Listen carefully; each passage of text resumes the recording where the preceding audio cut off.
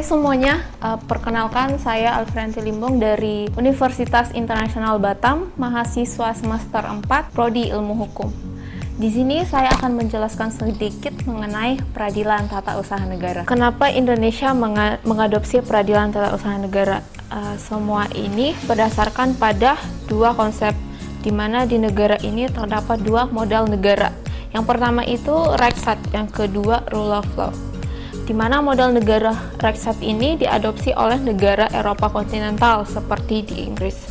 Sedangkan model negara Rule of Law diadopsi oleh Amerika yang biasa kita sebut Common Law. Model negara Rechtsstaat dan Rule of Law ini memiliki perbedaan. Yang paling mendasar itu ialah apabila di dalam model negara Rechtsstaat terdapat peradilan administrasi, di mana aparat-aparat negaranya ataupun organ-organ negaranya ini, pemerintahannya ini diadili oleh peradilan administrasi atau peradilan tata usaha negara itu. Sedangkan di dalam model negara common law menganut konsep equality before the law, di mana semua orang diadili di pengadilan yang sama, yaitu pengadilan negeri. Di dalam PT UN, Montesquieu mengatakan bahwa fungsi negara hukum harus dipisahkan dalam tiga kekuasaan lembaga negara yang biasa kita kenal sebagai trias politika. Yang pertama itu lembaga legislatif, yang kedua lembaga eksekutif, yang ketiga lembaga yudikatif. Di mana lembaga legislatif ini sebagai pembuat undang-undang, sedangkan lembaga eksekutif ini berfungsi sebagai yang menjalankan undang-undang. Sedangkan yudikatif ini berfungsi sebagai yang mengadili undang-undang ataupun melakukan judicial review terhadap undang-undang. Ketiga lembaga ini menganut satu konsep, yaitu check and balance, yang artinya mereka saling merevisi antara lembaga legislatif, eksekutif, dan yudikatif. Mereka saling bekerja sama dalam melakukan pembuatan undang-undang, menjalankan undang-undang, dalam melakukan judicial review terhadap peraturan yang dikeluarkan. Karena peraturan yang dikeluarkan ini melibatkan kehidupan banyak orang, jadi mereka harus bekerja sama dalam memperbaikinya. Selanjutnya kita akan membahas mengenai bagaimana karakteristik peradilan tata usaha negara. Yang pertama ini, hakim dalam PT UN bersifat aktif.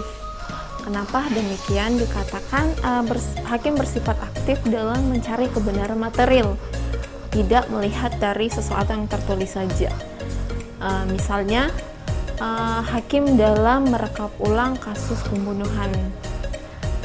Hakim merekap secara detail kasus tersebut. Yang kedua, pembuktian mengarah pada pembuktian bebas. Maksudnya, pembuktian dicari dengan berbagai cara. Yang ketiga, yang menggugat ke PT UN ini memang memiliki kepentingan. Yang keempat, kebenaran yang dicapai adalah kebenaran material. Yang kelima, putusan tun berlaku asas erga omnes, di mana putusan yang dikeluarkan oleh hakim pengadilan tidak hanya berlaku bagi kedua belah pihak yang berperkara saja. Gitu. Selanjutnya dalam PT UN, kompetensi atau wewenang pemerintah terbagi menjadi dua, yaitu kompetensi absolut dan relatif.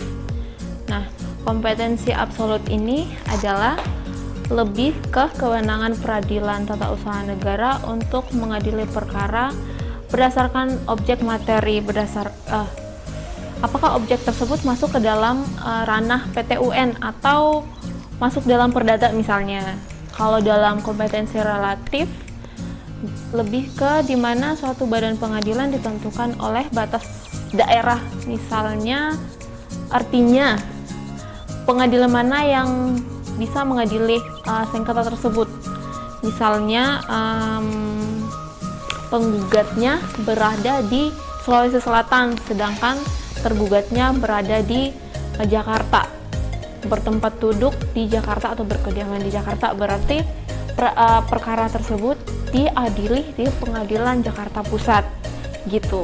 Selanjutnya saya akan menjelaskan sedikit perbedaan antara PT-UN dan perdata.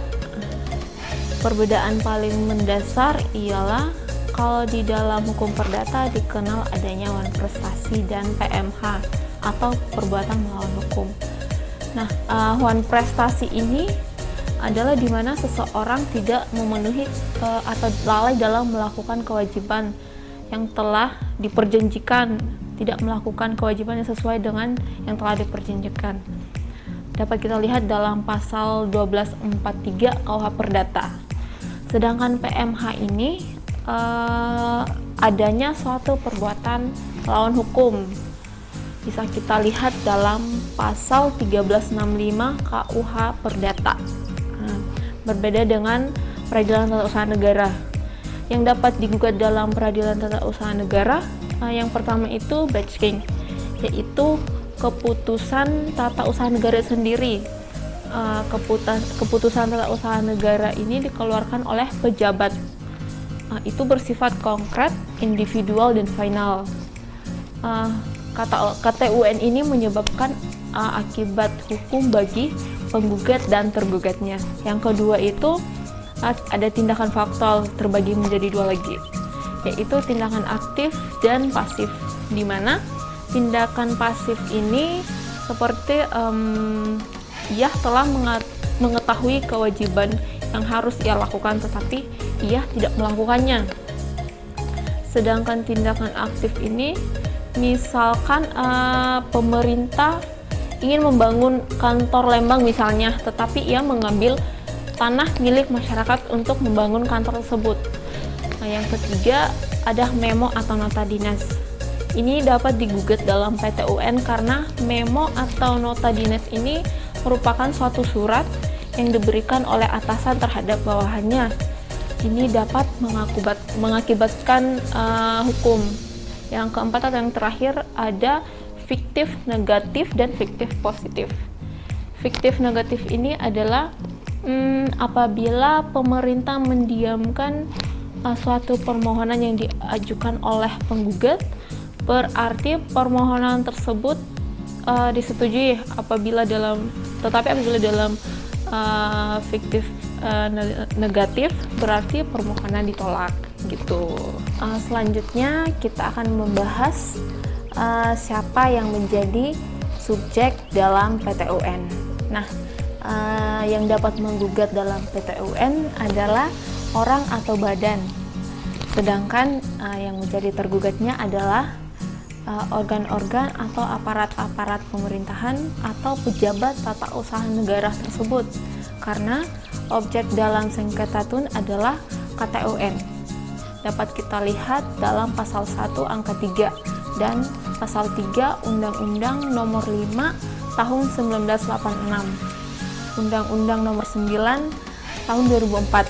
Tetapi dalam Undang-Undang Nomor 5 Tahun 1986 pasal 10 tidak termasuk dalam KTUN. Selanjutnya kita masuk dalam proses persidangan dalam TUN.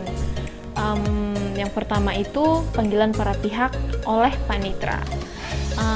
Dalam panggilan para pihak ini, panggilan akan dianggap sah apabila kedua belah pihak telah menerima surat panggilan, terdapat dalam pasal 65.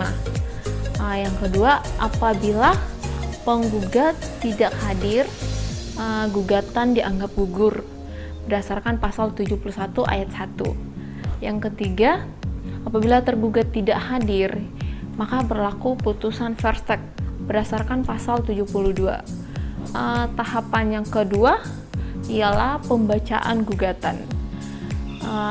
Terdapat dalam pasal 74 ayat 1 Undang-Undang Nomor 5 Tahun 1986. Dimulai dengan membacakan isi gugatan dan surat yang memuat jawaban oleh hakim ketua sidang. Apabila tidak ada surat jawaban, pihak tergugat diberi kesempatan untuk mengajukan jawaban. Tahapan yang ketiga yaitu pembacaan jawaban. Terdapat dalam pasal 74 ayat 1 Undang-Undang Nomor 5 Tahun 1986. Tahapan yang keempat, replik dalam pasal 75 ayat 1 Undang-Undang Nomor 5 Tahun 1986. Replik ini adalah respon penggugat terhadap jawaban tergugat. Tahapan yang kelima ada duplik. Duplik ini adalah jawaban tergugat atas replik penggugat dalam pasal 75 ayat 2 Undang-Undang Nomor 5 Tahun 1986. Tahapan yang kelima adalah pembuktian dalam pasal 100 Undang-Undang Nomor 5 Tahun 1986. Yang dapat menjadi alat bukti adalah surat atau tulisan. Yang kedua, keterangan ahli. Keterangan ahli ini misalnya keterangan dari dokter. Terus yang ketiga, keterangan saksi. Yang keempat, pengakuan para pihak. Yang terakhir adalah pengetahuan hakim. Nah, tahapan yang ketujuh adalah kesimpulan dari pasal 97 ayat 1 Undang-Undang Nomor 5 Tahun 1986. Dalam hal ini, sengketa sudah diselesaikan dan para pihak diberi kesempatan untuk mengemukakan pendapat yang terakhir berupa kesimpulan masing-masing. Tahapan yang terakhir ini adalah pembacaan putusan. Dalam pasal 108 Undang-Undang Nomor 5 Tahun 1986. Materi muatan putusan diatur dalam pasal 109 Undang-Undang Nomor 5 Tahun 1986. Terus amar putusan diatur dalam pasal 97 ayat 7 Undang-Undang Nomor 5 Tahun 1986. Nah, terdiri dari antara ditolak, dikabulkan, gugatan tidak diterima, atau gugatan gugur. Demikian penjelasan dari saya. Apabila ada kesalahan dalam ucapan, mohon kritik dan sarannya. Terima kasih.